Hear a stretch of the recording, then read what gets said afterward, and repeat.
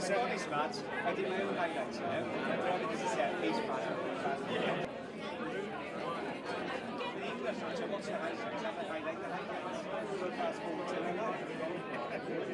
So I thought, I had two choices this evening. I could talk to you about telecommunications, fiber, dark fiber, politics, the digital, the DCR, the digital review, the future of OpenReach, what it feels like to be an engineer.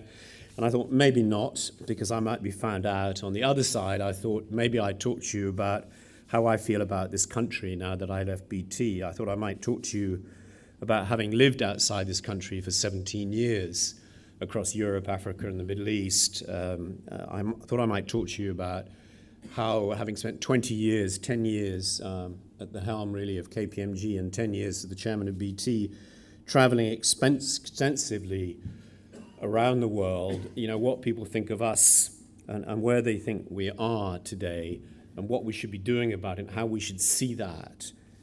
And then I thought maybe we should flash back.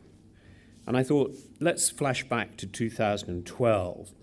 And don't get too depressed. I'm going to talk through where I think what's happened to us since 2012 to 2017.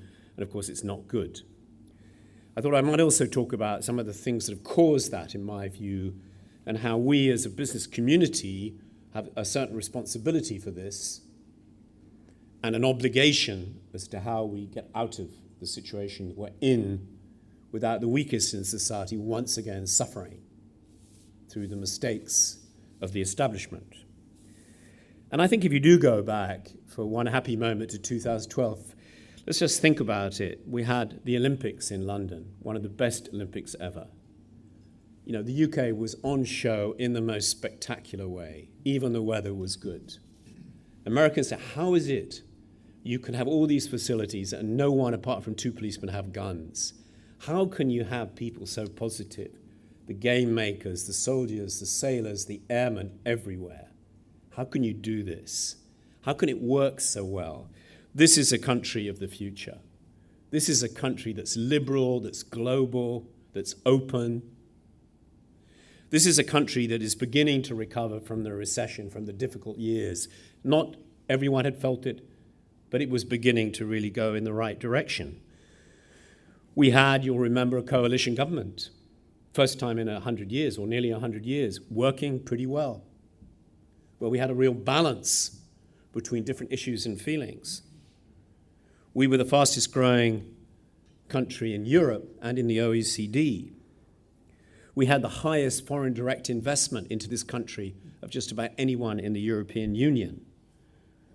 We were respected around the world in spite of our small size, for our openness, for the quality of our judiciary, of 800 years of democracy, for our civil service, for people who really make this country. We were famous for being an open and liberal society. And all you felt, I felt, my goodness, this is a country you can really feel proud of in every way. This is a country moving forward, dealing with the issues that we'd faced. Yet where are we in 2017? We are a deeply divided country, divided through the haves, the have-nots, London, provinces, the metropolitan, the youth, the older. I've never felt to be in this country so deeply divided. We have low growth. We have the lowest now in OECD. We have low productivity. We have low wages. We have inflation. We have an increasing fiscal deficit, which, depending on your point of view, can only get worse and definitely is not going to be resolved in the near future. We had, for the last quarter of this year, net disinvestment for the first time in, I think, 20 years, if I'm not mistaken. And we have the reality of some highly paid jobs really leaving. They are leaving. There's probably at least 20 to 30,000 jobs gone. They haven't yet physically gone, but they will be going because of the banking, financial, and passport issue. Many more at risk, particularly if on euro-denominated clearance we lose that, which we nearly lost before. On the ECB, we were protected by that heinous organization, the European Courts of Justice, who stopped that happening There are real risks an issue. Don't get me wrong, by the way. The City of London will always be a major financial centre, but it's not going to be the financial centre. And how we handle this is going to be critically important. Frankly speaking, whether people like it or not, our manufacturing industry is under threat. As you all know, we have integrated supply chains right across the European Union.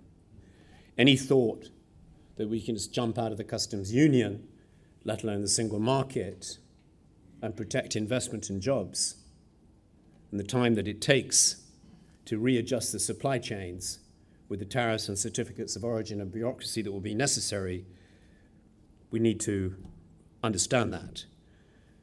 We've also, I'm sad to say, have a significant loss of influence in the world. Our friends everywhere, and this is acknowledged by anyone you talk to in this area who's being honest with you, are looking on amazed and sad. This country of common sense, liberal values, pragmatism, what on earth is happening to us?